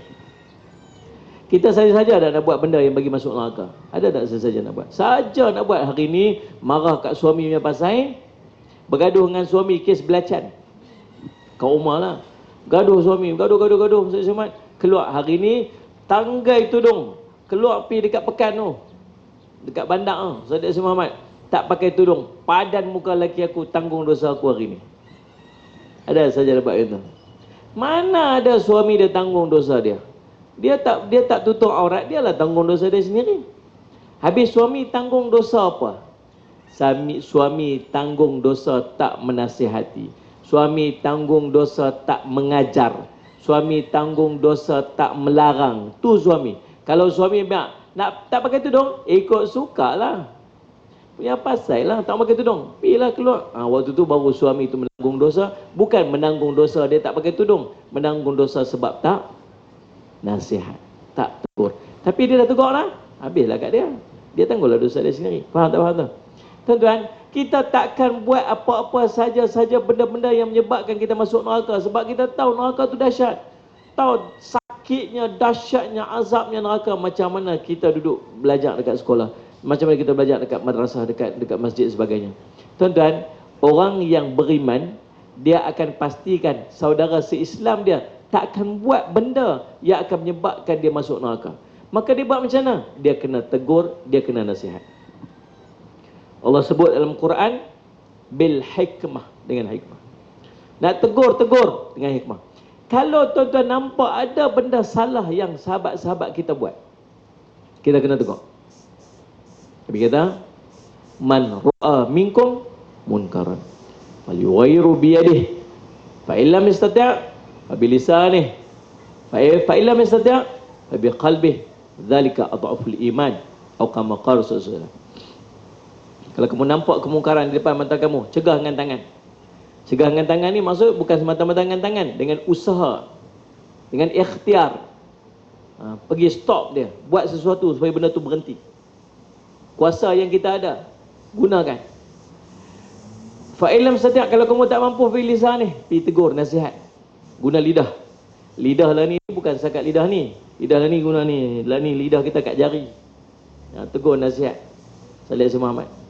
Kalau tak mampu, cegah dengan hati. Ini selemah-lemah iman. Sehingga Ibn Abbas sebut, kalau kamu tengok satu maksiat, kemudian hati kamu tak rasa apa-apa. Tengok ada maksiat, hati tak rasa apa. Ketahuilah, iman sudah tidak ada dalam hati kamu. Sebab sifat orang beriman mesti akan rasa tak sedap, dan rasa tak seronok bila dia tengok ada maksiat depan mata dia. Clear dekat tu? Habis macam mana nasihat? Bil hikmah. Nak sampai kepada nasihat bil hikmah ni tuan-tuan, Salih Muhammad, dia kena ada beberapa peringkat. Hikmah ni bukan maksud lembut. Ada ustaz cakap lembut aja. Ada ustaz je cakap kasar-kasar, cakap keras-keras sikit. Saya ni intermediate lah. Dah kata deras sangat pun tak sangat, dah kata lembut sangat pun tak sangat kot, pertengahan-tengah lah. Ada ustaz cuba, janganlah macam tu, tak baik buat macam tu. Tu lembut tu. Allah sayang kita. Itulah. Contoh, ada orang sebab parah ni, bodoh tak reti macam tu. Aku terajam mampu tu kulit. Contoh kan. Tu. Oi, ditekah kata kan. Sebab saya ni tengah-tengah lah macam tu. Tuan-tuan Salih Muhammad, hikmah tu bukan lembut. Hikmah itu ulama mufassir sebut menyampaikan sesuatu sesuai dengan orang tu boleh terima. Menyampaikan sesuatu dengan kesesuaian kepada orang yang nak terima tu. Sebab tu Nabi SAW pernah tegur seorang yang pakai baju warna celupan za'faran yang terang, warna orange kemerahan, Nabi tak bagi. Ada dua kes, ada dua situasi kes yang sama. Seorang tu pakai, Nabi SAW panggil Maisat, hang tegur saat orang tu, beritahu dekat dia jangan pakai baju macam tu. Nabi tak bagi. Tapi satu situasi yang sama, Nabi panggil dia direct, Maisat, jangan pakai macam ni, ini pakai orang kafir. Tak apa Rasulullah, nanti saya basuh. Jangan basuh, bakar. Pasal apa? Pasal apa kes yang sama tapi cara teguran berbeza? Itulah hikmah. Orang yang Nabi SAW panggil direct dekat dia tu, pasal orang tu memang dah rapat dengan Nabi SAW, boleh tegur direct lah. Orang yang tadi tegur orang lain tu, itu orang yang baru jinak-jinak dengan Islam. Kalau lebih tegur direct dia, pakai tak main majlis dah. Faham tak tuan? Maksudnya kita kena ada hikmah dalam menegur. Nak sampai kepada teguran yang berhikmah, yang berkesan, nombor satu sekali tahu apa dia? Dia panggil ta'arufan. Ta'aruf kenal. Subjek ataupun bahasa kita ni, bahasa dalam bahasa Arab dia panggil mad'u. Kita yang menyampai dia panggil da'i. Orang yang nak kita sampai nama dia mad'u. Semua orang yang duduk tu, tuan-tuan ada Facebook, dalam Facebook tuan-tuan, dia kata, Ustaz, tak banyak mana lah Ustaz, dalam Instagram saya ada 215 orang follower je. Tu 215 orang tu lah tu mad'u tu. Tu orang yang kita boleh da'i tu. Saya simak. Dia nak berapa juta orang tu. Lagi besar tanggungjawab dia. Lagi ramai orang dia yang follow kita, tu lagi besar tanggungjawab kita nak kena menyampaikan. Mad'u. Nombor satu sekali, kenai, ta'aruf. Lepas tu Nabi SAW biasa berjumpa dengan siapa, Nabi akan tanya nama dia. Ni nama siapa? Nabi nama ni daripada mana? Tujuan dia ta'aruf, nak kenal. Bila selepas peringkat ta'aruf, dia main peringkat kedua, nama dia tafahum, faham. Faham karakter orang tu. Orang ni jenis hati tisu, drama petang pukul 7 punya. Kalau tengok sikit teriak, menangis. Baca apa sikit, menangis. Orang tegur sikit, menangis. Tu, jenis macam tu. Ada orang jenis hati keras punya. Hati kau keras, apa nama saya, cerita apa tu? Cerita gila-gila remaja. Kan, hati kau keras, Roy, contoh kan. Oh, jenis hati keras, jenis cakap pelan-pelan, jenis tak fahamnya. Jenis double meaning, tak fahamnya. Dia kena straight to the point-nya. Ini bodoh betul, terajang mampu ya, baru dia boleh faham macam tu. Jenis orang pasal macam tu. Dia nak sampai kepada dia faham. Dia faham karakter. Cara penyampaian, cara teguran akan berdasarkan kepada karakter orang tu. Salih Muhammad. Faham tak ni? Saya sebut. Kemudian tu dan barulah dia dapat menyampaikan teguran dengan berkesan. Baik tuan-tuan sekalian Ustaz Syamad. Tapi kena buat, macam mana pun kena buat. Kita tengok kadang-kadang kawan kita kat depan rumah kita. Kita pergi masjid. Tuan-tuan, Salih Syamad, kita pergi masjid, rajin pergi kuliah, teman-teman muslimat ni, muslimat rajin kuliah. Tuan-tuan, saya tahu karakter lelaki, karakter orang perempuan bila mengaji. Orang perempuan dia bawa buku tau. Bawa buku, siap catat lagi. Tengok mereka semua pekat menulis. Kenal lah tu. Buka tulis, insyaAllah. Dia orang perempuan biasa. Ni dekat kuliah Dhuha macam ni tak ada lah. Tapi kalau kat bawa buku kan. Bawa buku. Baca tak buku tu? Tak arah kan. Dia tulis apa pun dia tak faham. Tulis cacing kerawit lagi bukan faham pun. Tapi menulis nampak kesungguhan mengaji tu. Orang lelaki tak ada. Orang lelaki mana ada buku apa pun tak bawa kan. Dia apa geng Imam Syafi'i. Kan? Cuba tanya lagi tengok, dia hafal semua oh.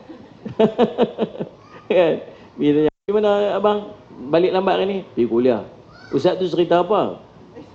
Ish, panjang sungguh Ustaz tu cerita. Bukan tanya panjang pendek, dia cerita apa? Luas sungguh ilmu dia. Dia keluar habis luas panjang pendek semua. Saya bukan tanya luas panjang pendek abang. Saya tanya dia ajak apa? Tak tahu, aku lupa habis dah. Macam itulah. Tuan-tuan semua Allah SWT. Tuan-tuan, Allah SWT. Kita ni rajin main mengaji. Tapi jiran sebelah rumah kita tuan-tuan tudung tak pakai. Kita duduk kerja kat pejabat. Kita ni ketua jabatan. Bawah kita tu ada 4-5 orang tu, staf kita tu. Ada staf kita tak semayang. Ada staf kita tak tutup aurat. Ada staf kita pakai skirt. Allah akan tanya nanti di akhirat tuan-tuan. Allah akan tanya. Bahkan mereka pula pergi depan Allah nanti. Waktu mereka nak kena azab, mereka kata, Ya Allah, ni jiran sebelah rumah saya ni. Rajin pergi masjid setiap hari. Tapi sekali pun tak pernah ajak saya pergi masjid, Ya Allah. Dia tengok saya tak tutup aurat, Ya Allah. Dia tak tegur sekali pun. Ni kata ni saya aurat. Tuan-tuan Salih Muhammad. Kita nak jawab apa depan Allah? Tapi paling tidak tuan-tuan kita ada jawapan. Pastikan kita ada jawapan. Aku dah tegur dulu, ingat tak? Kita nak tegur dia, jangan pakai macam ni. Dia kan nak dengar cakap kita. Dia kata, hampun serupanya. Kita nak tegur dia. Dia kata apa kita? Alah, kamu tu pun baru je. Dulu macam aku juga, betul tak ni? Kita ada sejarah lampau kita. Tu tuan-tuan, sebab tu Nabi SAW Allah protect. Waktu muda Nabi SAW Allah jaga jangan ada satu mistake pun dia buat. Sebab nanti orang tak akan curi nak tegur kami, kamu dulu pun macam tu. Tapi kita ni pernah melalui zaman gelap kita. Zaman silap kita. Dan itulah antara cabaran kita dalam berdakwah. Tapi jangan gunakan alasan tu untuk kita stop dakwah. Sebab syaitan akan kata dekat kita, kamu nak tegur orang, kamu pun tak baik juga. Kamu nak nasihat orang, kamu pun bukan reti sangat. Ini akan mematahkan semangat kita. Dan tujuan syaitan memang tak mau bagi kita dakwah. Tapi kata kat diri kita, aku tegur ni, aku ajak kepada kebaikan ni sebab aku tak baik. Mudah-mudahan dengan aku duk ajak orang buat baik, memaksa aku untuk jadi baik. Yang aku duk larang orang ni pasal aku tak baik. Dengan aku duk suruh orang jangan buat tu, mudah-mudahan aku duk halang diri aku daripada buat benda yang macam tu. Tuan-tuan faham tak ni? Tu syaitan ke buat macam tu. Maka tuan-tuan Salih Muhammad, gunakan apa saja jalan supaya mesej tu sampai kat dia. Antara dia, ajak main masjid. Keluar pergi tengok dia suami duduk basuh kereta pakai seluar pendek.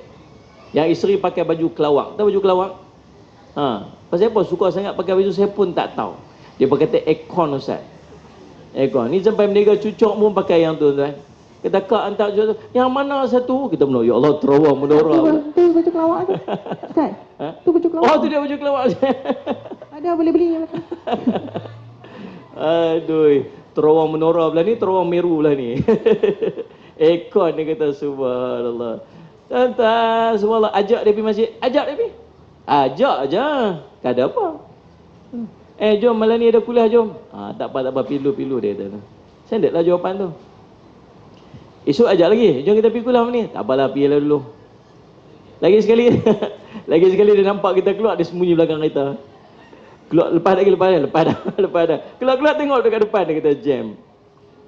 Itu dia kata apa? Tak apalah, dia kata kubur masing-masing. Kita kubur masing-masing. Cakap kat dia, pasal kubur masing-masing lah aku ajak hang ni tau. Pasal apa? Kalau kubur kita sekali senang. Malaikat tanya aku boleh tolong cover. Kan? Ataupun aku takut nanti kubur aku sebelah kubur hang. Aku duk kena taruh, kena balur dengan malaikat. Oi, aku nak tidur tak boleh kata dia. Aduh, subhanallah. Tuan-tuan, baik. Media sosial. Ada orang dia melakukan kesalahan, dia menzahirkan kemaksiatan melalui media sosial dia. Tuan-tuan, ada beberapa panduan menegur Salih Muhammad bila orang melakukan kesalahan. Tuan-tuan boleh rujuk dalam kitab Al-Wafi karangan Dr. Mustafa Bura yang mensyarahkan 40 hadis Imam An-Nawawi rahimahullah taala dalam tajuk Ad-Dinun Nasihah tadi yang saya sebut tadi. Ataupun dalam tajuk Allahumma salli man sataral muslim, siapa yang menutup keaiban saudara dia. Tuan-tuan, Allahumma salli ala sayyidina Muhammad, kalau seorang itu dia terkenal dengan orang baik. Contoh macam AJK masjid kita ke, tu imam ke, Sayyidina Muhammad. Tapi orang dia biasalah, dia biasa melakukan kesalahan kan. Dia khata', dia bagi silap. Tapi dia ni terkenal orang baik. Orang yang Kalau orang tanya, kena tak haji tu? Kena. Dia tu orang baik tu, orang baik. Maka kalau dia melakukan kesalahan, tegur dia secara senyap. Jangan tegur umum, awam, umum.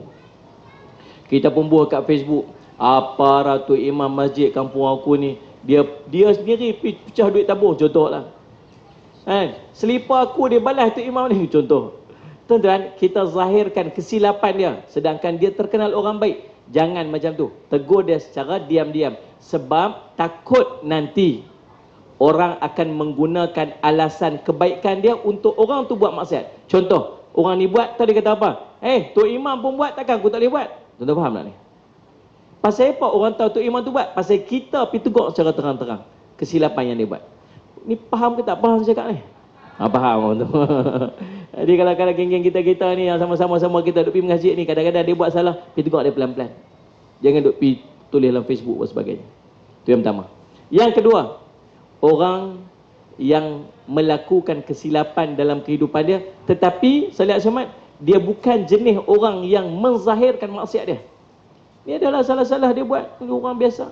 Maka tegur dia secara hikmah, tadi saya sebut awal tadi ni.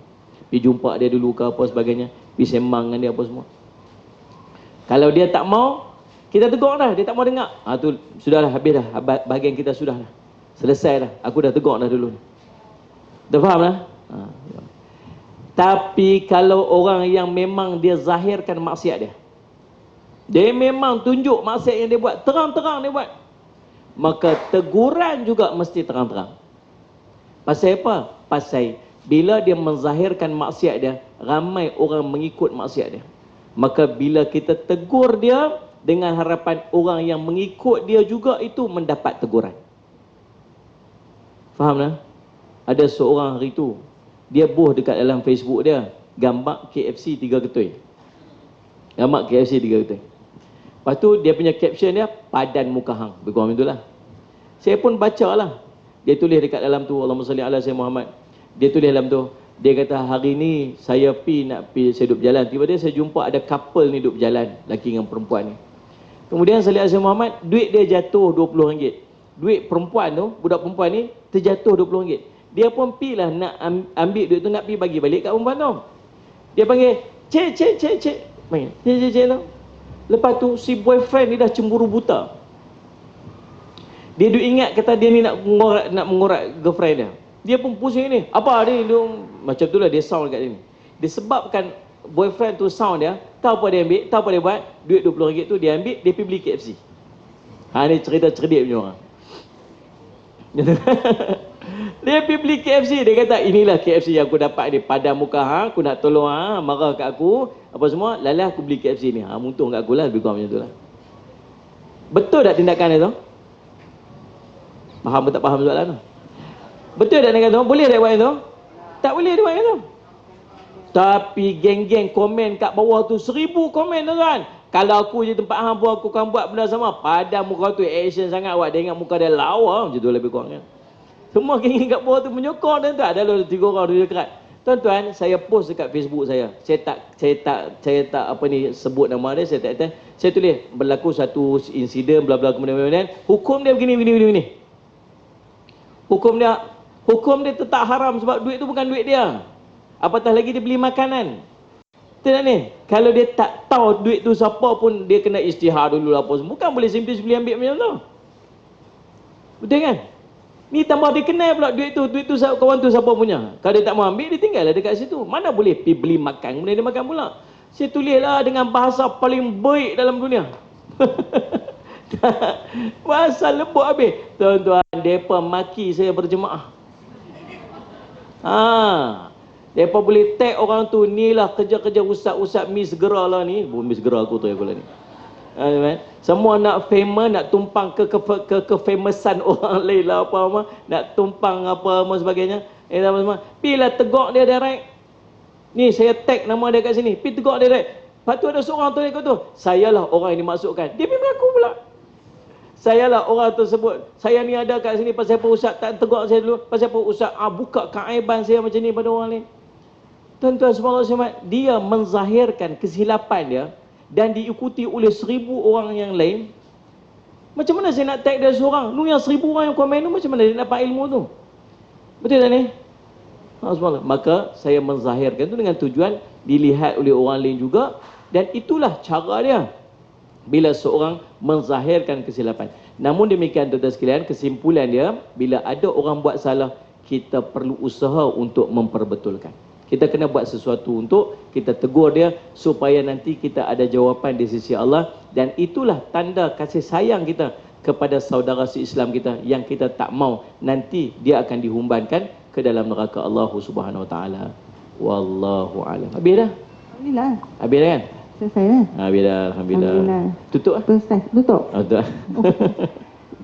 Ustaz kita tutup juga. Saya tutup sikit. Okey. Ustaz tutup sikit. Okey. Bismillah. Allahumma salli ala Muhammad. Okay, pertama sekali, alhamdulillah, terima kasih banyak kerana bertahan. Masya-Allah.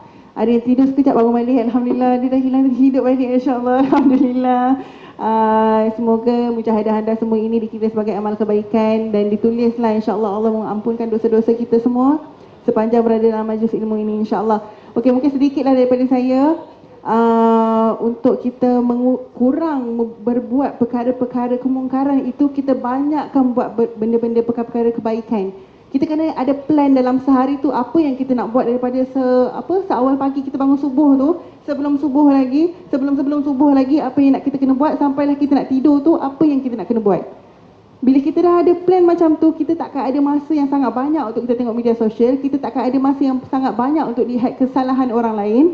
Sebab bila kita mencari amal-amal ini secara konsisten, kita akan tak cukup masa. Rupanya masa ini akan berlalu dengan sangat cepat. Contohnya, pagi-pagi tu amalkan wirdul latif. Siapa kat sini yang amalkan wirdul latif? Okey, amalkan. Boleh start lepas ni. Amalkan wirdul latif. Selepas kita solat subuh itu amalkan. Sebab itu ialah kumpulan doa-doa yang ulama kita dah kumpulkan untuk memudahkan kita. Ini ialah daripada ayat Al-Quran dan juga apa yang Nabi Muhammad SAW amalkan. Amalkan wirdul latif. Jangan tinggalkan, insya-Allah. Pagi-pagi dah sibuk dah. Pagi-pagi kita dah ada dah apa benda kita nak buat. Lepas tu, waktu tengah duha buat apa. Lepas zuhur buat apa. Petang buat apa. Malam buat apa. Lepas tu ada mingguan pula kan. Kita ada kitab apa? Dalail Khairat ada. Kita ada Khulasah ada. So, gunakan buku-buku ini untuk kita setkan time-time kita. Kita tak ada banyak masa untuk jadi boring. Untuk cakap dengan diri sendiri. Cakap dengan dinding. Cakap dengan game. Walaupun mungkin kita rasa macam, ya Allah apa ni, kita tak ada aktiviti nak buat ni. Aktiviti kita itulah. Kita plan setiap masa kita itu, pastikan bermanfaat. Masa ini sekejap je, ya Allah. Nanti dekat akhirat nanti, kita akan rasa dunia ni macam, apa yang aku buat kat dunia tu macam sekejap tak ada apa. So, sekejap je masa yang kita ada kat dunia ni, jadikan diri sebagai ladang-ladang kebaikan supaya dekat akhirat kelak kita akan tuai. Masya Allah. Tuai dekat sana, kita tak nak masuk ke neraka Jahannam walaupun sekejap. Walaupun, ya Allah, seringan-ringan hukuman dalam api neraka Jahannam itu sendiri pun, walaupun belum lagi rasa, baru api je dah menggelegak kita punya satu badan kita semua. So, apatah lagi yang bawah sekali neraka Jahannam tu, macam mana kalau kita orang munafik sebagainya kan. So, kita takutkan diri kita juga dengan apa yang akan berlaku dekat akhirat kelak, insya-Allah kita akan kurang buat benda-benda yang memudaratkan diri kita, memudaratkan orang lain, banyakkan buat perkara-perkara kebaikan, insya-Allah. Okey, penutup yang sebenar-benarnya lah daripada Ustaz, insya-Allah. Nabi SAW menyebutkan min husnil Islam mar'i tarku ma la ya'ni. Di antara tanda eloknya Islam seorang itu ialah dia meninggalkan benda yang tidak memberi manfaat untuk dia. Da' ma yaribuka ila ma la yaribuka. Tinggalkan benda yang meragukan kamu dan ambil benda-benda yang sahih yang tak meragukan kamu. Inilah tuan-tuan yang boleh kita buat dalam kehidupan kita. Saya Muhammad, manfaatkan media sosial yang kita ada tu untuk kebaikan-kebaikan sahaja. Nabi SAW menyebutkan, man kana yu'minu billahi wal yawmil akhir falyaqul khairan aw liyasmut. Barang siapa beriman kepada Allah dan hari akhirat, hendaklah bercakap yang baik-baik saja. Kalau tak mampu, duduk diam sudah. Jadi pastikan setiap yang kita postkan dalam media sosial kita itu benda yang ada manfaat untuk kita kutip. Kalau rasa benda tu jadi dosa, jangan buat. Kalau benda tu kita was-was, kita tak tahu betul salah, tak tahu, maka kita tinggalkan. Nabi SAW sebut, cukuplah seorang itu dikira sebagai pendusta apabila dia terus menyampaikan sesuatu yang dia tak tahu betul ataupun salah. Tama-tama time-time lepas-lepas pilihan raya ni, macam-macam benda duk main ni kan, kita pun tak tahu betul ke salah, betul ke salah, kita pun tak tahu. Hold sat dulu. Kalau kita rasa tak, kalau rasa macam tak yakin, tak payah share. Tak rugi apa? Sebab tu satu kalam yang sangat indah yang tuan boleh ambil. Menyampaikan, menyampaikan, macam mana? Tidak menyampaikan sesuatu yang betul adalah lebih baik daripada kita menyampaikan sesuatu yang tidak betul. Ulang balik. Tidak menyampaikan sesuatu yang betul itu lebih baik daripada kita menyampaikan sesuatu yang tidak betul. Contoh faham macam ni. Kalau kita dapat satu mesej, kawan kita kata, hang dah share tak mesej semalam aku hantar dekat hang? Dia kata, lu aku terlupa lah share. Lalu dia kata, Salih Ahmad, ruginya hang tahu berapa ramai orang dapat manfaat. Itu lebih baik daripada, hang share tak semalam aku post kat hang ni? Oh, aku dah share dah, semua grup aku share. Lu benda itu salah lah aku hantar kat hang tu. Faham tak faham tu? Sebab nak menjawabnya banyak.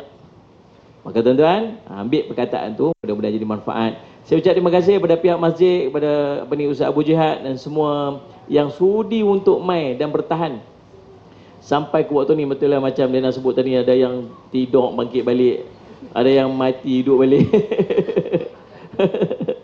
Macam-macam lah. Kami dua ni nampak semua ni.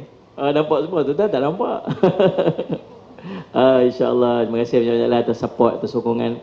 Kami sangat besar hati dan saya dengan Diana pun minta maaf lah kalau ada perkataan-perkataan, kesilapan-kesilapan perkataan kami yang kami menyampaikan yang salah.